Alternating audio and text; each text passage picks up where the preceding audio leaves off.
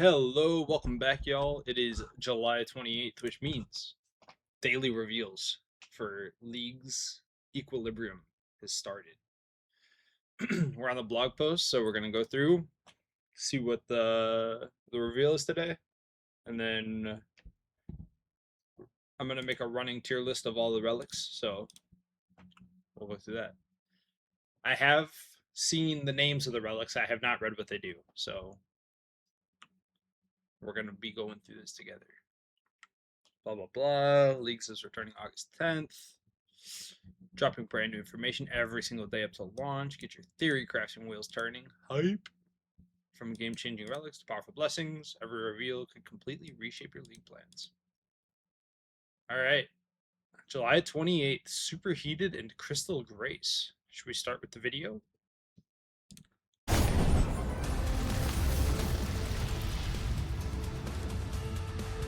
It's a short. Superheated Crystal Grace. Acts as an Omni Tiara. Crafts 3 times more runes. Okay. 3 times as many runes is nice. So we have a rune crafting buff so far. Teleports to all rune crafting altars in your unlocked regions. Okay, it should make rune crafting really fast. Unlocks all magic spells. Ooh. Okay, that's actually huge because, especially in this ancient magic spell book, there's a lot of different things that you need to actually unlock them all. So that's a big plus for it.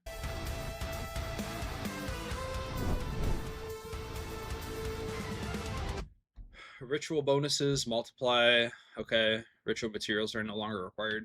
So, big buff for necromancy. Smithing and fire making generate blessed fire spirits, providing prayer XP, potion, and crystal flask. Potion and crystal flask. I wonder if it's just the like empty vials, or if you're getting actual potions from that. That could be interesting. Coins, stone spirits, clue scrolls, crafting supplies, and more. Oh, this is superheated. Makes sense. Chopping trees automatically burns the logs. Toggleable fish are cooked. Nice. Smelted bars are doubled. Chance to smelt 50 bars at once. Oh, that speed up that process a lot. Permanent max heat. Triple progress per strike. Okay. Interesting. Couple different like skilling-esque relics. Let's go down and read the more fine detail of them. Alright, grants you the Saren's Crystal Tiara, which acts as an Omni Tiara for entering all runecrafting altars and offers teleports to runecrafting altars in your regions. So if you have the regions that the altar exists in, you can teleport straight to it. Tiara also acts as a demon horn necklace when worn in the inventory. Demon horn. What exactly does a demon horn? Let's go look that up. What's the demon horn necklace do? 50 per points. 100. Okay, so it gives you prayer points while bearing bones. So if you're doing combat, it'll be a way to upkeep your prayer points. Interesting. Unlocks all magic spells. I think that's going to be one of the biggest parts of this, because for all those ancient magic spells, they're very strong. So you get like all the skilling ones, like Crystallize and Crystal Mask, and then you get all the aspects like Vampirism Penance, all the Sentiston ancient magics, Exsanguinate, Insight Fear, Smoke Cloud, and I can't think of the tank one. Sentiston spells. Animate Dead. When gaining XP in any skill, 5% chance to obtain a crystal essence, which can be used in place of a pure or impure essence. Any skill. Huh. Okay. Just passive way to stack up pure essence. It's nice. Can be kind of annoying to farm it. Rune quantity output from essence, including crystal, is increased by 3x. Lots of runes. I'm assuming that you get the XP for all those as well. So 3x rune crafting XP. Level-based rune multipliers are always the maximum regardless of your rune crafting. Oh. So even at like level 1 rune crafting, you're going to be making like 9 air runes per essence or whatever it caps out at. Okay. Necromancy rituals act as having the following glyph active. Okay. Gives you all the glyphs at a decent percentage. Light sources and glyphs no longer require ingredients, so you just all of your rituals are free. Glyph wise, you'll still need to put the focus object on there. When bearing a bone or offering it at an altar, you will gain additional XP equivalent to a dragon bone. Hey. Okay. So basically, any bone becomes a dragon bone. And if you're doing something like dragon bones or better, it's just more XP on top of that. Neat. Seems like a pretty solid relic. The big one for me is that unlocks all magic spells and how much it's going to speed up rune crafting. Nobody likes to rune craft. Nobody. Superheated is the second one. Burn logs automatically when woodcutting. Okay, classic. Automatically cook fish. Just kind of nice. Cuts down on some time.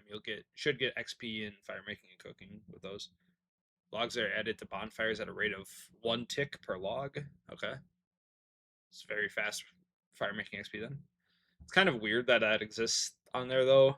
I guess it'll help you burn your logs that you get from PVMing because your logs are going to burn while you're woodcutting them anyway. Lighting just 1 incense stick provides max potency for 60 minutes. That's nice. You don't have to make a bunch of incense sticks if you're using those.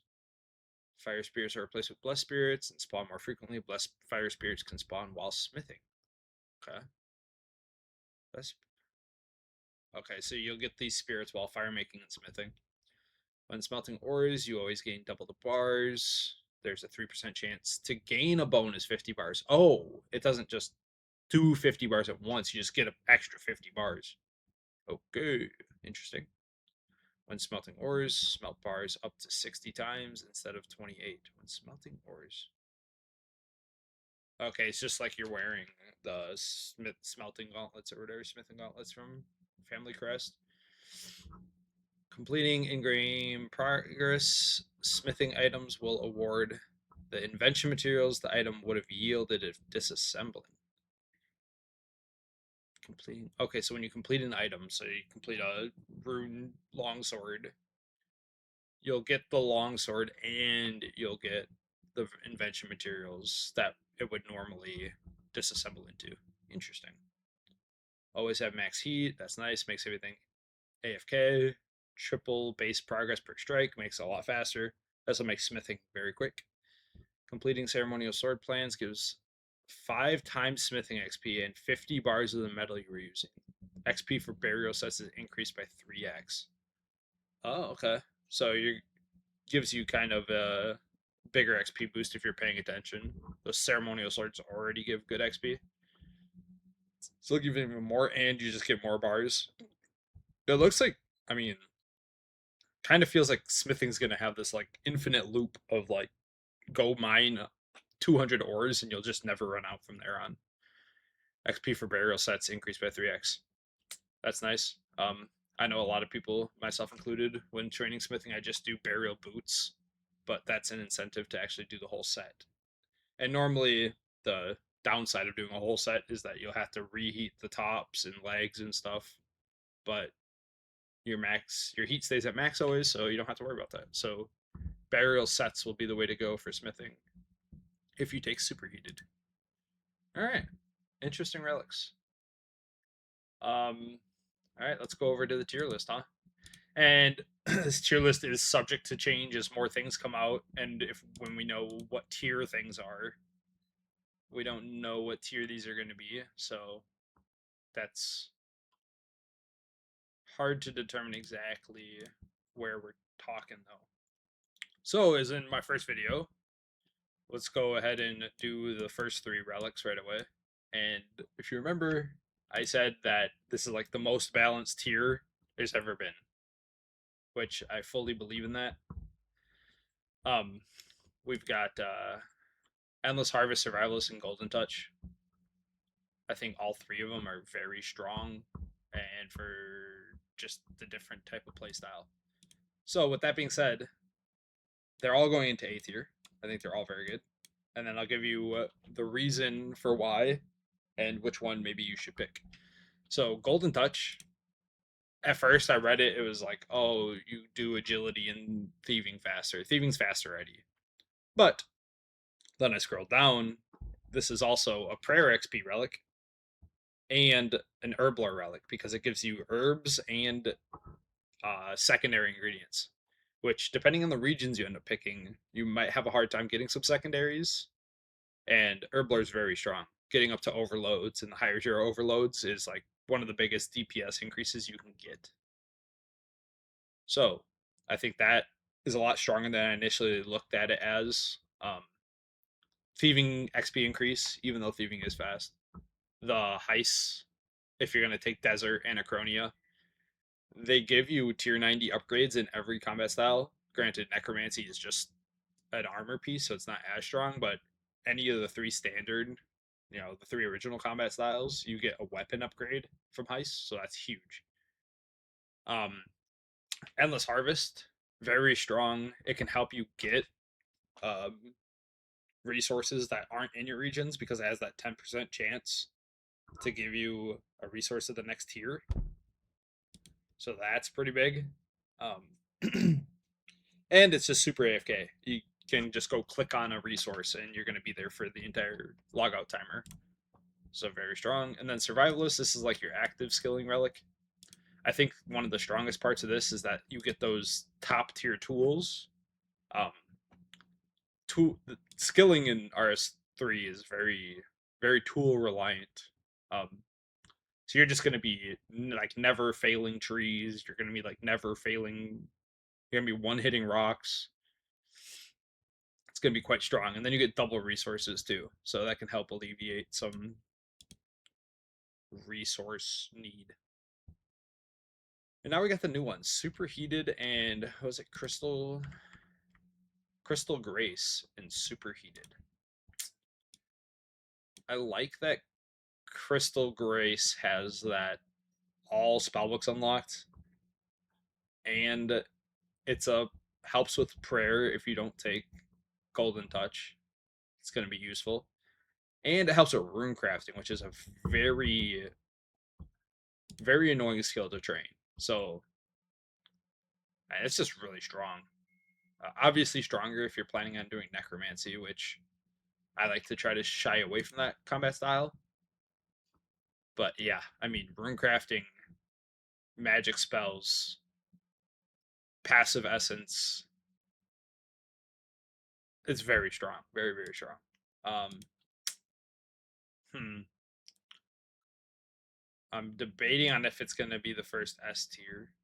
I think with the relics we have out right now, I'm going to put it S tier, especially for those looking to go necromancy. Yeah, I mean, it's crazy. All spellbooks. The spellbooks is the biggest part, probably. The spellbooks are strong. And then Superheated.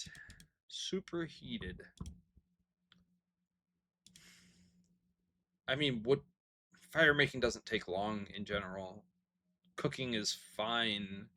So it's just like a couple small quality of life things. I mean, fire making is gonna be very fast, and it could be even stronger based on how strong those blessed fire spirits are. If we get some more details about those, if they give a lot of good resources, then that just means that fire making and smithing become your way to get resources for everything, which is very strong. Smithing, because otherwise, other than that, it's kind of just like a smithing relic. Invention materials. If we don't get a relic like we did last time, the perfection, invention materials might be hard to come by. I think as of now, I'm putting a B tier. If we get more information about how strong those fire spirits are, and if we end up getting an invention relic or not, that might change it. But for now, this is where my tier list is gonna sit after the day one, well, kind of second relic reveals because we got one earlier, but now we're getting dailies from here on out. So that's where I'm at. If you have any questions, leave them down in the comments, like, subscribe, and we'll see you tomorrow.